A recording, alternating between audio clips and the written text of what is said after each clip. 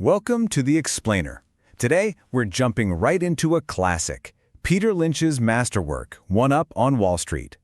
We're going to distill his core wisdom, which is pretty radical. The idea that any average person can actually beat the pros at their own game. And Lynch kicks things off with this, a super provocative idea. He's basically saying that the regular person, what the pros dismiss as dumb money, well, they've actually got a powerful, built-in advantage over the professionals on Wall Street. I know, it sounds kind of crazy, right? But let's see why it's not. So what is this advantage?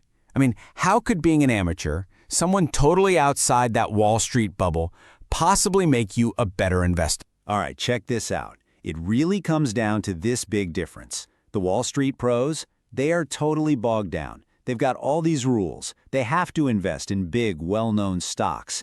And believe me, they're afraid to be the one guy who's wrong all by himself. But you're a free agent. You can invest in that small, amazing company you found. You can spot these opportunities early, and you can wait for that perfect pitch. Okay, so you're not tied down by Wall Street's rules. That's great.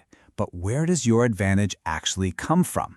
Well, Lynch calls it your edge, and it's not some crazy complicated financial formula.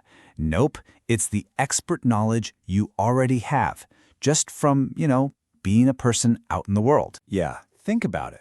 The best investment ideas aren't hidden away in some dusty financial report. They're right in front of your face, at your job, the mall, your neighborhood, even just filling up your car. You're on the front lines. You see what people are actually buying, what's a hit, and what's a flop, often years before it ever shows up on an analyst's spreadsheet. And look, some of the biggest home run stocks ever were just hiding in plain sight.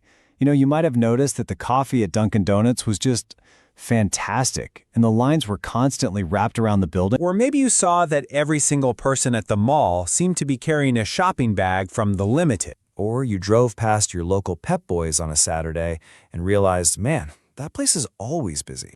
Or hey, maybe you just tasted an incredible burrito at Taco Bell and then started seeing them pop up in every town. And you definitely saw with your own two eyes how Home Depot was completely changing the game for home improvement. The point is, every single one of these was a potential huge winner, and they were discovered by regular folks just paying attention in their daily lives, not by some analyst staring at a screen in a skyscraper. Okay, so now you know where to look for these opportunities, but what exactly are you looking for? This is where Lynch gives us the treasure map. He's on the hunt for something he famously calls a 10-bagger. So what is a 10-bagger? It's the holy grail, right? An investment that goes up 10 times what you paid for it. We're talking 1,000%. Finding just one of these can totally change the game for your entire portfolio.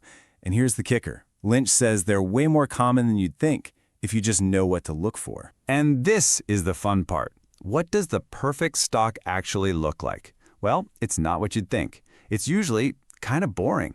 It might have a dull or even a goofy name. It probably does something really unexciting or maybe even something a little yuck, like waste management. Often, it's a spin-off from a bigger company that nobody's paying attention to.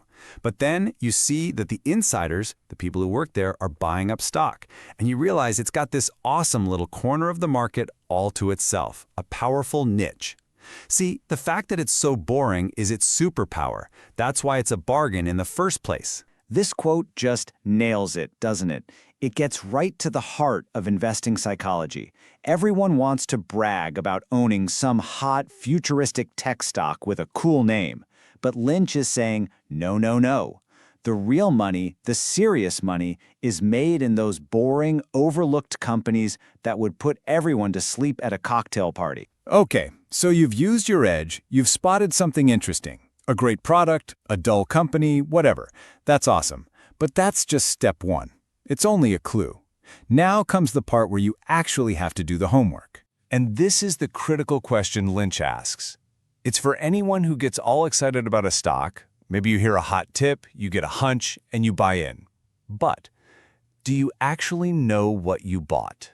What is it? Lynch's rule on this is so simple, but so powerful. Before you put even $1 into a stock, you have to be able to explain to someone in like 2 minutes what the company does and why you think it's going to do well. That's your story. And the first step to building that story is figuring out which of these 6 basic categories the company fits into. So let's look at the 6 types. You've got your slow growers. These are big, older companies, probably paying a nice dividend. Then you have the stalwarts, the absolute giants like Coca-Cola, super reliable. The exciting ones are the fast growers. These are the smaller, aggressive companies, your potential 10-baggers. You also have cyclicals, think airlines or car companies. They do great when the economy's booming, not so great when it's not. Turnarounds are the comeback kids, companies that have been beaten down but might be ready for a rebound. And finally, asset plays, where the company's real estate or patents are actually worth more than the business itself. Knowing which box your company fits in is huge. It tells you what to expect, and, crucially, it gives you clues about when it might be time to sell. So, you've got your edge, you've done your homework, you've built your story. Now you're ready for the final lesson from Lynch. And honestly, this might be the hardest one to actually follow. He actually uses a quote from Warren Buffett here to hammer the point home. The stock market, it basically doesn't exist. It's just there as a reference point. All those daily ups and downs, the flashing red and green on the screen, they are a complete and total distraction.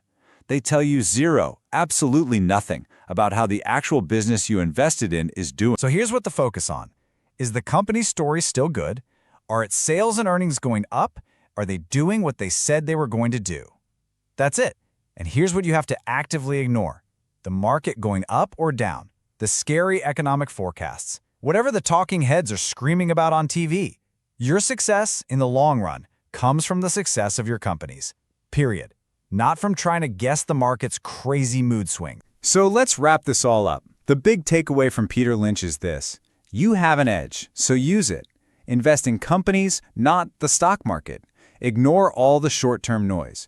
Do your homework and build that story for every stock you own. And maybe most importantly, be patient. If you do that, you give yourself a real fighting chance to actually one-up Wall Street. Which brings us right to the end. And Lynch leaves us with a challenge. It's a call to action, really. The next time you're out in the world, start looking at it differently. Don't just be a consumer, be an investor. Ask yourself, what's the 10-bagger hiding in your backyard?